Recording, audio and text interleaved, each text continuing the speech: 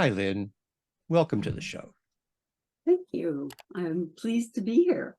Yes, we've been communicating back and forth, and we had to cancel once or something like that happened. But here we are, finally getting a Here we chance to are. have a conversation.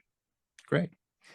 Well, you have written a book, Your Sexual Awakening After 70.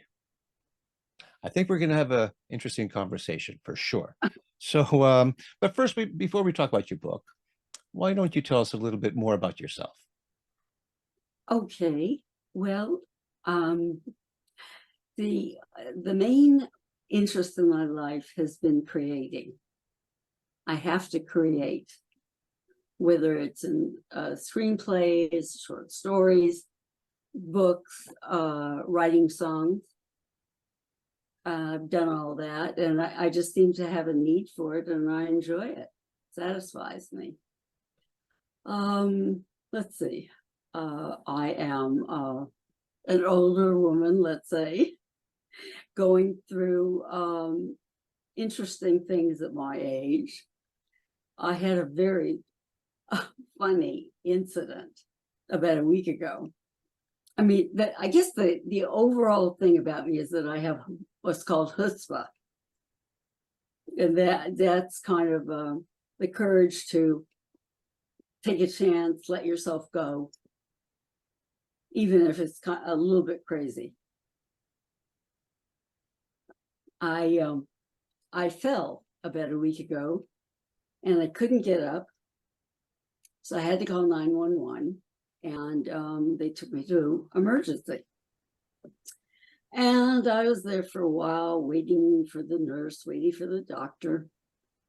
And I'm a little boy crazy, by the way. And so I'm waiting and nothing to do, and I hear the nurse in the next cubicle, because they're just drapes separating the rooms. I hear her ask somebody, how tall are you? He says 6'6". Wow. Wow. So I kept listening, and she asked him, he had a very cute personality. She asked him, did he drink? And he said, every day. And normally, I'm turned off by that, but the way he said it was just so cute. So, and then at one point she asked for his cell number. And God knows why, I wrote it down. I wrote his cell number down. And finally, I just was bursting to say something to him. So I called out, I said, hi, neighbor. I said, you sound so cute. I just had to say hi. And he said, hi, neighbor. And that was it. No more communication from his side. But I don't know, I was intrigued. And so afterward, the next few days, I was talking to one of my girlfriends and told her what I did. And she said, you should call him. I said, no way. No way. This guy's going to think I'm a stalker. Yeah. So I didn't for about, I don't know, 3-4 days. And then I thought, well, all right, I'll try it. I'll text him. I won't call. So I texted him. I said, hi, neighbor, on the front, top of it. And I just told him what I thought, same thing as in the hospital. And I just wanted to say hi. And he wrote me back. And we started texting each other. And he's very funny and very smart. And he wants to meet me. Wow. I know. So yeah, so this should be interesting. And I'm writing a short story about it. Yeah, I bet you are. Sounds like almost like a movie. It's just so funny to me.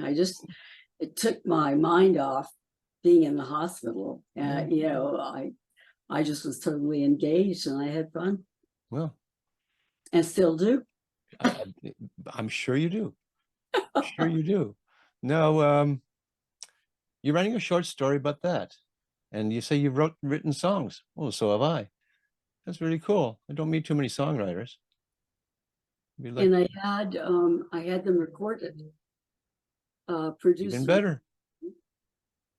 They didn't get too far, except I got, shockingly, a check for a fairly large amount from BMI. You know, they regulate. Right. Here in Canada, it's called SOCAN. Yeah. Those checks can be really good sometimes. Oh my God, I was shocked considering it's been, I don't know, like 35 years. Oh, Since I so recorded that. they hold your money that indefinitely. Oh, I see what happened. I was shocked. Wow. Yeah. Yeah, and they were it was one particular song sung by, she sang my songs. Her name is Lorez Alexander. Okay. She passed away. Have you ever heard of her? No, I can't say I have. She was fabulous singer, blues, jazz. Yeah, she was great. So that's Japan, Estonia. Yeah, I know. I see where some of my stuff ends up. It's amazing. Really? Yeah, Oh, it's fun. It's so much fun. it is. Well, this is interesting so far, but let's get to your book. Let's hear all about that. Well, the title is My Sexual Awakening at 70. And it's by no means all about sex. What happened was I was in my living room packing up my stuff to move. And all of a sudden, it dawned on me that I hadn't had sex in a long time. And I wasn't happy about that. So I saw my psychiatrist and I asked him if my medications might have anything to do with this lack of desire, lack of having sex. And he said, maybe. So he switched it from, well, I've been through several medications, but he switched it. And it was, can't think of the other medication that almost turns off everybody. I mean, it causes them not to have desire. Can't think of it right now. But anyway, so he switched my medication. And then I happened to go to my urologist first to check up. And as she was walking out the door, I said, I haven't had sex in 12 years. And she said, get some porn and a toy. Mm-hmm. And I did what the doctor ordered. Sure. I went, I was petrified. I sat in my car for, I don't know, 10, 15 minutes. And I thought, oh God, I was so nervous. I didn't want to go in. But I did. I finally did. And the people were very, very nice. Yeah. And it was a woman who waited on me. She was very kind and patient. And I bought a toy and a DVD. Okay. And I had quite a time on my own. And that broke my record. It turned everything around, that initially. Okay. And so after a while, I got kind of tired of the DVD. I saw my psychologist. This all happened in doctor's offices. I wanted to talk to my doctor about it, but he was the guy, and I started and then stopped. And he said, Lynn, he said, I've heard it all. So, okay. So I started to talk to him about it. And I said, I can't keep going back to sex stores. And he said, well, there's free porn on the net. What? Free porn? I was just astonished. You didn't know this before? No, I didn't. Okay. I didn't know you could get it on the, I didn't know anything. Okay. Even though I'd been married. Because I didn't realize it, but I had been repressed, sexually repressed, and emotionally repressed all my life until that point, as I went through these stages and experiences. And it came from, in general, a very rough childhood. Very rough. I wet the bed at 4, and my mother picked up the phone to call to send me away. She didn't, because I was screaming and begging. But it was an incident that I can't totally get rid of. And many, many more. And especially sexually. My parents took me to a resort. I live in LA, Long Beach, and they took me to a resort at a place called Highland Springs. And that was kind of popular then. I don't think it exists anymore. And there was a party for teens one night. So I went and I met this boy, 16, and he was a dreamboat, as they used to say. Good looking. We talked and we danced and whatever. And he said, would you like to take a walk? I said, sure. So we walked, under the moonlight, and it was so romantic, so romantic. And then we laid down on a, what's that called? A lounge, lounge thing.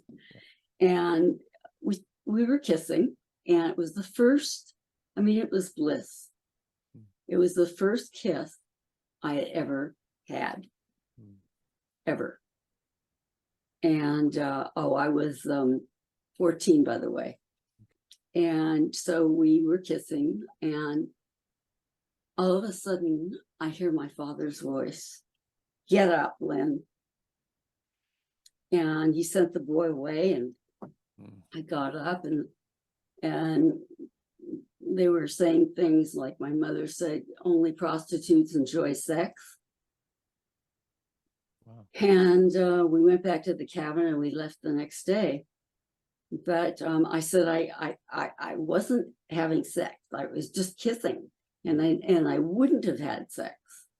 I was well indoctrinated from them both. Sure. But that was that incident. And all of this is in your book, these stories that led up to the whole thing. Well, you could keep going and tell us a little bit more. Okay. So free porn on the net, I watched that for a while. And there was one tape in particular that totally got my attention. And that was of a woman talking to a man, and that's it. That's all it was. But it was so erotic. It was incredible. So that was really intriguing. And then I got tired of that, and I said to my doctor, I said, this has been great, but I really like to be with somebody, Yeah, for sure. relationship. And he said, there are free sex sites on the web. I said, what? Free sex? No way. No way am I going to do that. And I often say no, and then I say yes, as in the hospital experience. So I wound up joining 2 sex sites. And it was amazing.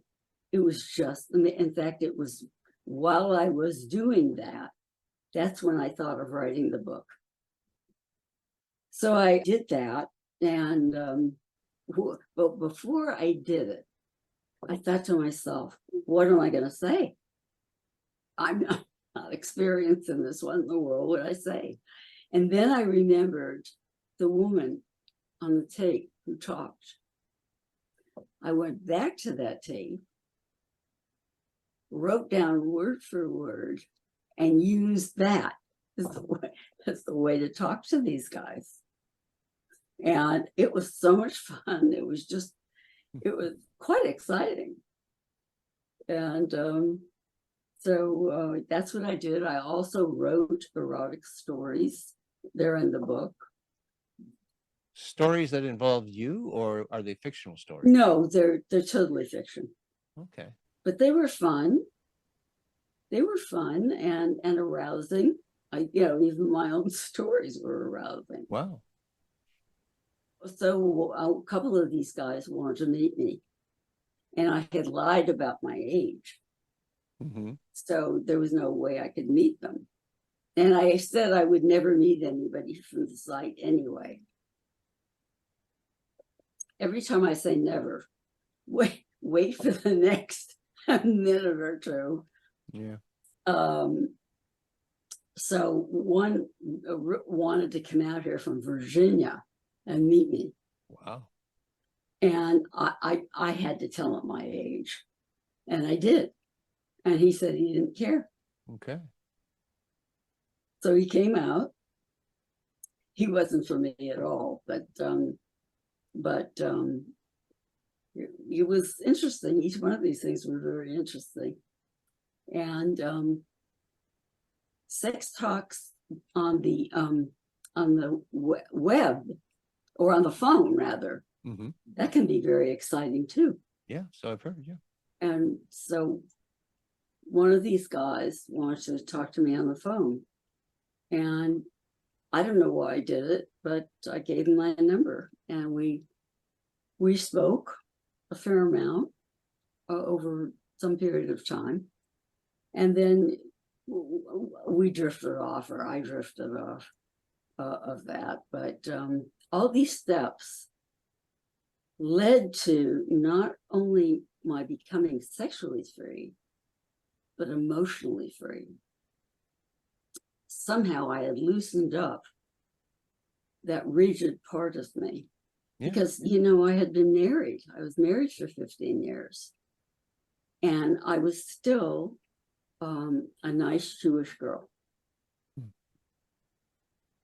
That was the most important thing with my family, that I be a nice Jewish girl and marry a nice Jewish boy, preferably a doctor or lawyer. Okay. I didn't get married until I was 38 years old. I think because of that, and because of their marriage.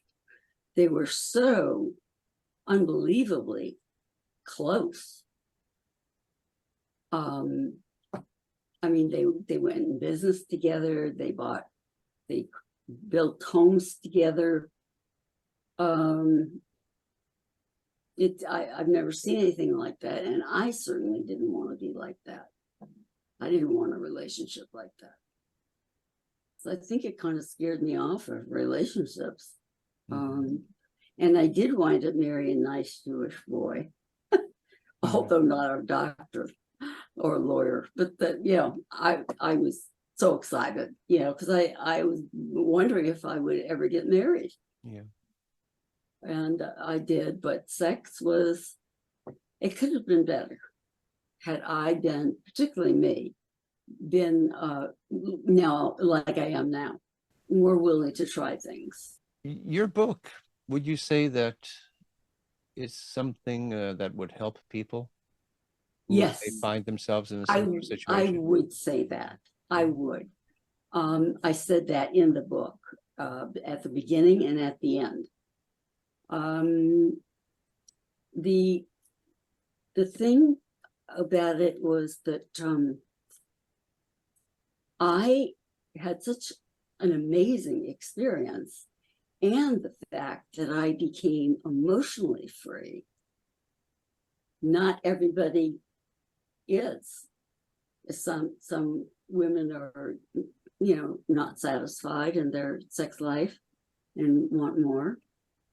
I hear that's somewhat of a common situation, more common than we think. One man bought it for his wife. I was giving talks about my book.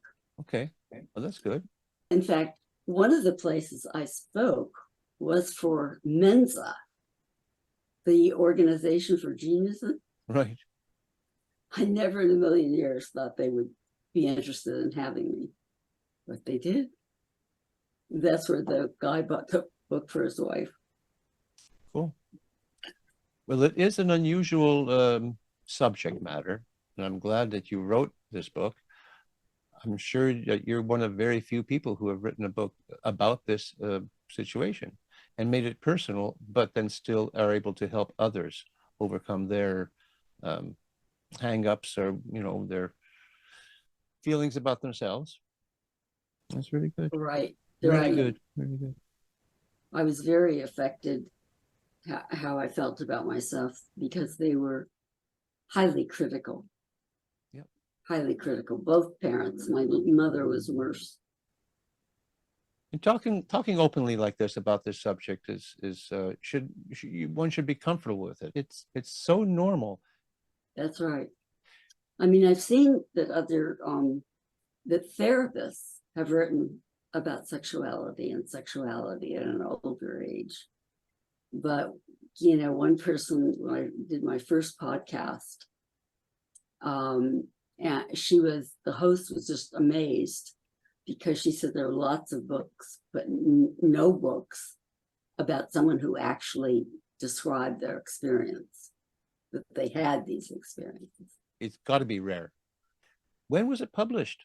Well, it was published 10 years ago. So you've had this book for 10 years out there in public, and you've had times to do speaking engagements and that sort of thing. Yeah. Tell us about how you go about doing these speaking engagements. Well, it's a challenge each time. I didn't have my book in Barnes and Noble, but I wanted it there, and I wanted to give a talk there. And so I knew I wasn't going to get anywhere with the staff at the bookstore. So I called their New York headquarters and talked to the woman who handles these things. And she said, yes, we'll do it. So I had a talk first at the Barnes and Noble in Long Beach, and the second Barnes and Noble in Newport Beach. So, I have given talks at events like the Sexual Health Expo. Mm-hmm. I spoke for them. I gave, talks for them. I don't know, about 3 different places. And so, you just call and say what your book is about and see if they're interested. You have chutzpah. Yeah. And I encourage women out there to try and find some within themselves. Try and find that person deep inside. And I was very reserved, very critical of myself. And, what did it get me? But opening your mind can change everything. Yeah. Do you have any special person in your life right now? I don't. I'd love to have one, but I don't at the moment. Mm-hmm. But who knows, the guy at the hospital, you never know. Hey, exactly. He's willing to meet you. That's great. Being that your book's been out there for 10 years, what's your sales been like? They've been good and they've been low. It's kind of gone back and forth. So I have a PR lady right now, And she wants to get me on television talk shows to talk about my book. And worked with her for a while now, and she's made a press kit for me. It's not finished yet, but she had an event with 20 TV talk show producers, and I was invited to go to this. That is something, pitching all those producers. There were 3 at a table. Wow. I'm having a conversation with a star right now. Yeah, wow. Fabulous. And I totally had their attention. I know I did. For sure. They had a few suggestions, which I'm going to do, which is start a YouTube channel. I'm actually on YouTube, but I don't know, a computer person is helping me, and I'm not sure how far we've gone, but we're working on it. Okay. Yeah, so that's an exciting new thing. Do you have a website?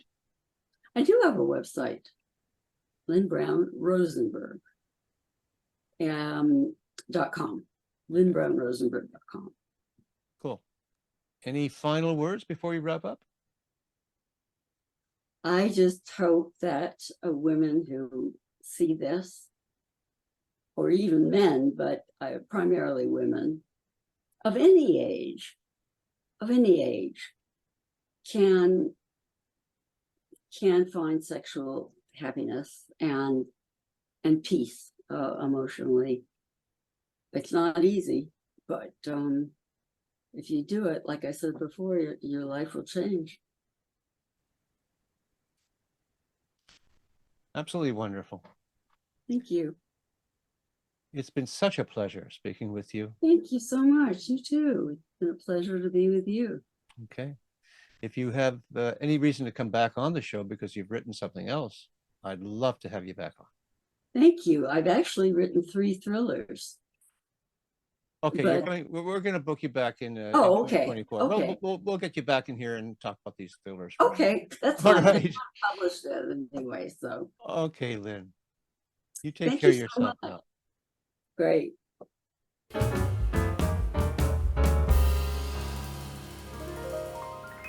Thank you for watching. And before you go, if you like what I do here on Tell Me About Your Book, then consider subscribing, hitting that like button, and don't forget to ring that bell for future notifications. You can even leave a comment. All of that really helps in recommending this channel to a larger audience. And if you are an author, I would love to speak with you about your book. Until next time, keep on writing and be kind to one another.